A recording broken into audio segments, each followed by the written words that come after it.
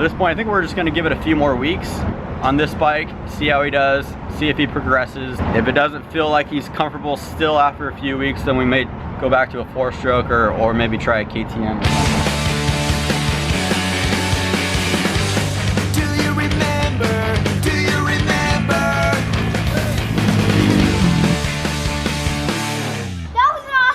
What's up, guys? We're here at a track we've never been to before. We're outside of Olympia, Washington. I think the track's called Grey Harbor? I think it's called Greys Harbor. But we've never been here before. They've got this sick little 50 track that Mason's buzzing around on. Luke's at a sleepover right now. He didn't make it today, which I'm kind of bummed. I'm glad he's doing something fun, but I'm kind of bummed because they have this double right here. It's not too big, but it is kind of steep, so it's a little intimidating, but it looks super fun. And I can't help but wonder if Luke would hit this thing if he was here.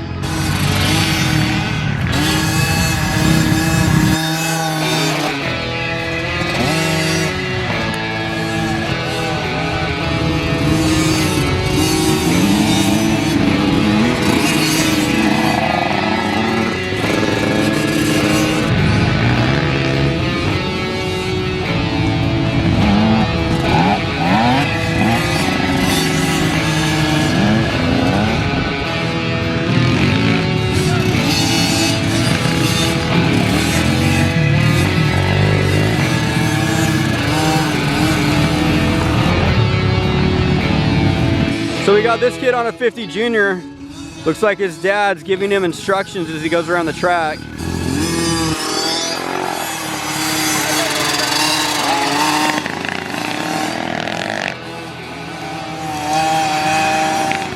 That's pretty cool. The dad's on a pit bike riding around giving his kid instructions, telling him lines to take, when to get on it and stuff.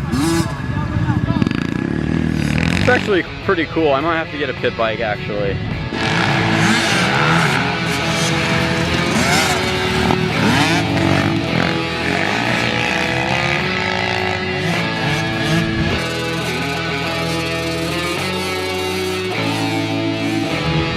So part of the reason why we came down here is because the Cobra dealer is here, and it just so happens that the Cobra dealer's son rips on Cobras, ironically. So I was gonna try to talk him into spinning a couple laps on Mason's bike just so he could give me some feedback, let me know if it's geared properly, if it's riding properly. So hopefully he'll do that for us and we can see just what Mason's bike can do.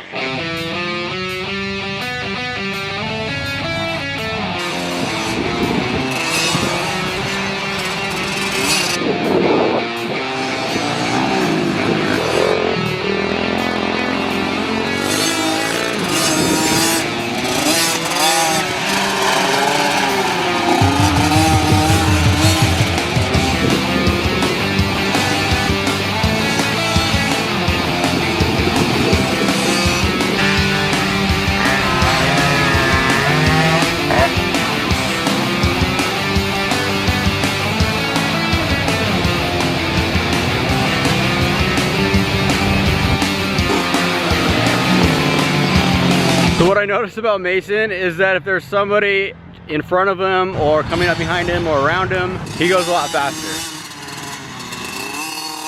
When no one's around him, he's just kind of cruising. He's like just on a stroll around the track.